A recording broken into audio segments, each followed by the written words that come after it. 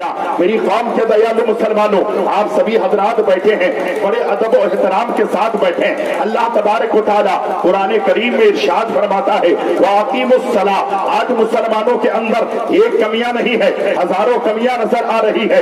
اللہ تبارک و تعالیٰ نے قرآن کریم میں فرمایا وَأَقِيمُوا الصَّلَاةَ، نماز قائم کرو۔ خدا کی قسم اتنے جلسے ہمارے علاقے میں ہوتے ہیں، بڑی بڑی کانفرنس ہوتی ہے، روزانہ جلسہ ہوتا ہے، لوگ جاتے بھی ہیں آتے بھی ہیں، لیکن کل بھی ہماری مسجدیں ویران تھی، آج بھی ہماری مسجدیں ویران ہے۔ کل بھی ہم جو ہے رب کی بارگاہ میں اپنی پیشانی نہیں جھکاتے تھے، آج بھی رب کی بارگاہ میں اپنی پیشانی نہیں جھکا رہے ہیں۔ اللہ تبارک و تعالیٰ قرآن کریم میں فرماتا ہے وَأَقِيمُوا الصَّلَاةَ، نماز قائم کرو۔ آپ دیکھیں کبھی کسی کے اوپر کوئی مصیبت آتی ہے، کوئی آفت و بلایات آتی ہے، کوئی بھی اگر پریشانی کے آلام اس کے سر پر آتے ہیں، وہ انسان جو ہے سدھرنے کی کوشش کرتا ہے، وہ انسان اپنے آپ کو سنوارنے کی کوشش کرتا ہے۔ لیکن اتر دیناجپور لے لیں یا اس بہار کی دھرتی لے لیں، ہم نے دیکھا ہے پہلے جیسا آپ کے جو ہے قدم چل رہے تھے، پہلی جو آپ کی روش تھی وہ روش آج بھی ہے، پہلے جو آپ کے قدم اٹھ رہے تھے آج بھی آپ کے قدم ایسے اٹھ رہے ہیں۔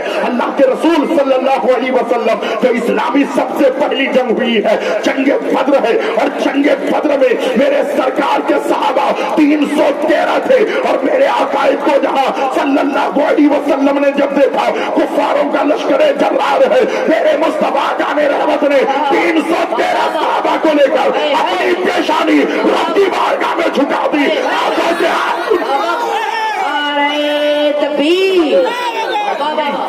بہت الحمدللہ دل کی عطا گہرائیوں سے کہنا چاہتا ہوں آج بھی ہمارے آنکھوں سے آنسو نہیں نکل رہے ہیں، آج بھی ہماری پیشانی رب کی بارگاہ میں نہیں جھک رہی ہے۔ اے مسلمانوں، جلسہ کم کرنا، کانفرنس بعد میں کرنا، سب سے پہلے زندگی کی تعمیر کرنا۔ میرے سرکار دو جہاں صلی اللہ علیہ وسلم نے جنگ بدر میں 313 صحابہ کو لے کر میرے نبی نے اپنی پیشانی رب کی بارگاہ میں جھکا دی، آنکھوں سے آنسو ساون اور بھادوں کی طرح برسنے لگے۔ اللہ کے رسول نے فرمایا اے پروردگار عالم، ادھر کفاروں کا لشکر جرار ہے، ادھر 313 صحابہ ہے۔ آج اگر اسلام کو، آج ان صحابہ کو اگر یہاں فتح اور کامرانی نہ ملی تو یہ زمین پر تیرا نام لینے والا کوئی دیجیے۔ اللہ کے رسول صلی اللہ علیہ وسلم نے اپنی پیشانی رب کی بارگاہ میں جھکا دی۔ اللہ کے رسول نے ارشاد فرمایا میرے صحابہ تمہارے پاس تلوار نہیں ہے تو کیا ہوا، اگر ٹوٹی تلوار ہے تب بھی نکل جاؤ۔ صحابہ نے یہ نہیں دیکھا میرے گھر میں بچے ہیں، میرے گھر میں بیوی ہے، میرے گھر میں ماں ہے، بلکہ انہیں معلوم تھا ارے ہمارے ساتھ مختار دو عالم صاحب نے، دونوں جہاں کے والی ہمارے ساتھ میں ہے، محبوب تو جہاں ہمارے ساتھ ہے، اللہ کے حبیب ہمارے ساتھ ہے، دونوں جہاں کے طبیب ہمارے ساتھ ہے۔ لیکن تاریخ جو ہے اٹھا کر آپ دیکھیں تو خدا کی قسم 313 کو ہی فتح اور کامرانی ملتی ہے۔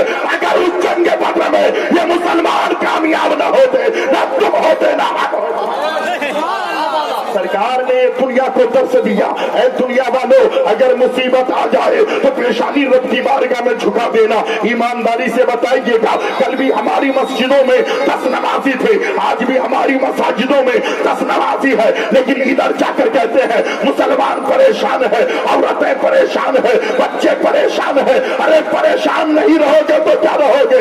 اگر تمہارے گاؤں میں تمہارے گھر میں آگ لگتی ہے تو کہتے ہو مولا میرا گھر جل گیا ہے، میری دکان چل گئی ہے، میرے کھیتی اور کھلیان جل گئے ہیں، لیکن میری قوم کے دیالو مسلمانوں تمہارے گھر میں آگ لگتی ہے تو تم کہتے ہو پروردگار تو نہیں دیکھ رہا ہے۔ اگر میرا پروردگار ہم سبوں سے پوچھے اے میرا بندہ تیرے گاؤں میں میرا بھی گھر ہے، تو نے کبھی جھانک کر دیکھا؟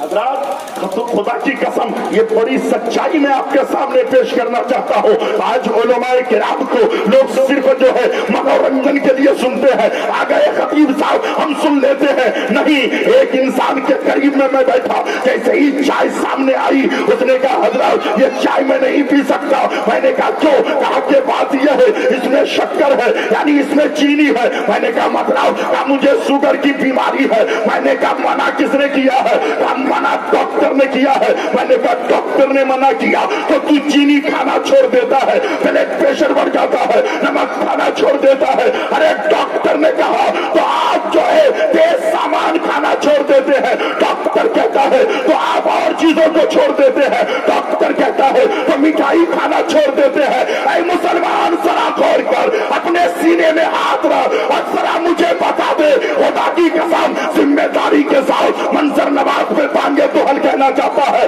किसी भी उलमा से पूछे, मुफ्ती साहब से पूछे, हजरत चीनी खाना हराम है क्या? मुफ्ती साहब कहेंगे चीनी खाना हराम नहीं है। नमक खाना हराम है क्या? कहेंगे नमक खाना हराम नहीं है। फल फ्रूट खाना हराम है क्या? ये कहेंगे नहीं है। लेकिन एक डॉक्टर के कहने पर इंसान शक्कर खाना छोड़ता है, एक डॉक्टर के कहने पर इंसान नमक खाना छोड़ता है, एक डॉक्टर के कहने पर हलाल चीजों को छोड़ता है। ये उलमा रोजाना तकरीर करते हैं सूद खाना हराम है, ज़िना करना हराम है।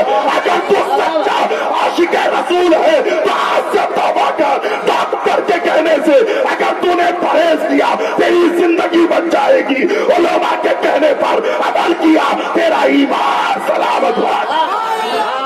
की कसम तारीख इस्लाम अगर आप उठाकर देखेंगे, आज मुसलमान इतने होने के बावजूद भी मुसलमान परेशान है, मुसलमान जो है तबाहकारी में जा रहा है, मुसलमान गुनाहों के दलदल में फंसा है। लेकिन तारीख इस्लाम जब हम उठाते हैं तो हमें पता चलता है खुदा की कसम 6 लाख ईसाई है और उन 6 लाख ईसाई के बीच में एक मुसलमान बैठा है, उसके करीब में जो है बादशाह वक्त बैठा है, उसका पादरी बैठा है।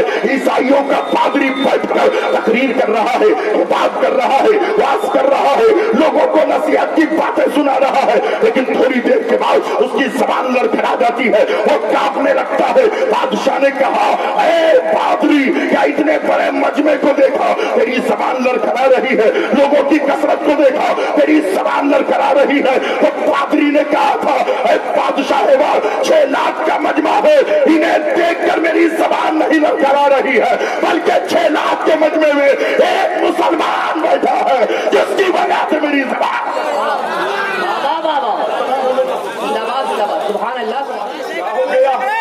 एक मुसलमान है, 6 लाख का मजमा है, 6 लाख के मजमे में ईसाइयों से पादरी ने कहा, पादरी ने बादशाह से कहा मेरी जबान इसलिए नहीं लड़खड़ा रही है कि कसरत तादाद को देखकर, यानी लोगों का जम्मे गफीर देखकर मेरी जबान लड़खड़ा रही है। मैंने कहा क्या फिर कैसे तुम्हारी जबान लड़खड़ाती है? तो पादरी ने कहा ऐ बादशाह इतने बड़े मजमे में एक मुसलमान आकर बैठा है, उसकी वजह से मेरे अंदर कैफियत तारी हो गई है, मेरी जबान लड़खड़ा रही है, मेरे पैर लड़खड़ा रहे हैं। अल्लाह अकबर। बादशाह ने कहा था ऐ पादरी इतने बड़े मजमे में उस मुसलमान की जुर्रत कैसे हुई, उस मुसलमान की हिम्मत कैसे हुई कि इतने बड़े मजमे में वो तन्हा आया है? खुदा की कसम तारीख गवाह है। हजरत उस पादरी से बादशाह ने कहा एक बात बता दे, उस मुसलमान की पहचान होगी कैसे?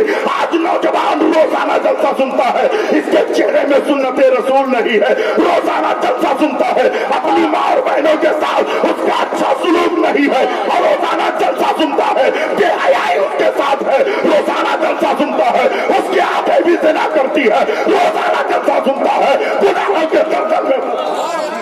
दयालु मुसलमानों फरमाते हैं 6 लाख का मजमा है इसलिए तेरी जबान लड़खड़ाती है?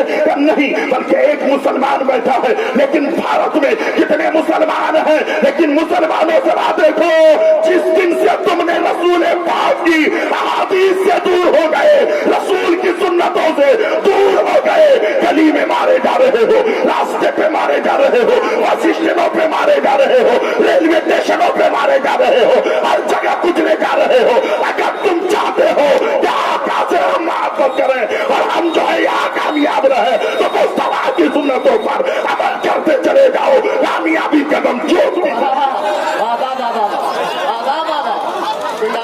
मेरी गांव के दयालु मुसलमानों, बात समझ में आ रही है? 6 लाख का मजमा है, 6 लाख ईसाई है। एक मुसलमान बैठा है, उसने कहा कैसे उसकी पहचान होगी, उसकी शनाख्त कैसे होगी, वो कैसे पहचाने जाएंगे? तो तारीख में आया है, उस पादरी ने कहा अगर इतने मजमे में किसी ने हाथ में छुरी ली, किसी ने तलवार निकाली, किसी ने डंडा निकाला, वो मुसलमान है कौन? उसकी गर्दन काट लेंगे, उसके बाजू कलम कर देंगे, उसकी पोटी पोटी नोच लेंगे। और बाकी कसम, बादशाह ने कहा पादरी इतने बड़े मजमे में उस मुसलमान की पहचान होगी कैसे, उसकी शनाख्त होगी कैसे, उसको पहचाना जाएगा कैसे?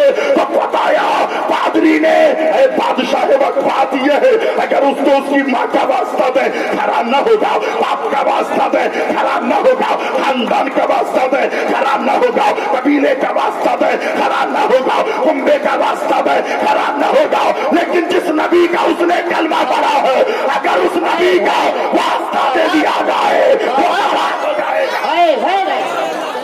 के मजमे में पादरी ने कहा अगर उसे उसके नबी का वास्ता दिया जाए खुदा की कसम खड़ा हो जाएगा। अब जरा देखो तो सही, वहां पर अगर वो तनहा खड़ा भी होता है तो बात तो समझ में आती है। 6 लाख के मजमे में मैं खड़ा हो जाऊंगा, मेरे साथ क्या होगा? लेकिन तारीख इस्लाम हमें और आपको ये बताती है जैसे ही कहा तो मैं तुम्हारे नबी का वास्ता मुसलमान खड़ा होगा।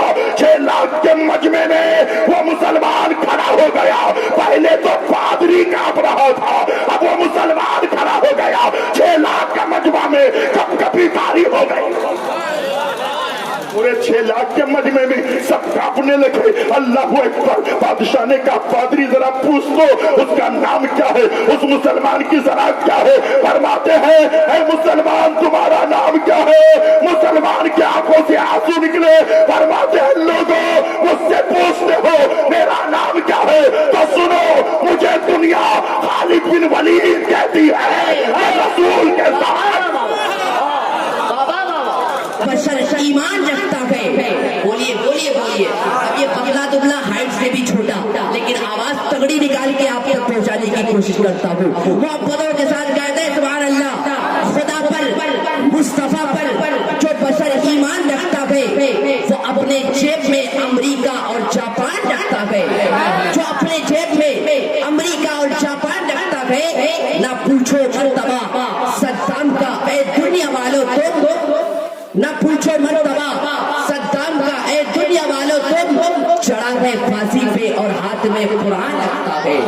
चढ़ा है फांसी पे और हाथ में कुरान रखता है। अल्हम्दुलिल्लाह जिनकी अच्छी सदारत में आज ये बस सजाई गई है वो अजीम जात बशर ईमान रखता है। बोलिए बोलिए बोलिए। अब ये पतला दुबला हाइट से भी छोटा लेकिन आवाज तगड़ी निकाल के आप तक पहुंचाने की कोशिश करता हूँ। मोहब्बतों के साथ कहते हैं सुभान अल्लाह। खुदा पर, मुस्तफा पर जो बशर ईमान रखता है वो अपने जेब में अमेरिका और जापान रखता है। जो अपने जेब में अमेरिका और जापान रखता है, ना पूछो मर्तबा सद्दाम का ए दुनिया वालों तुम, न पूछो मर्तबा सद्दाम का ए दुनिया वालों तुम।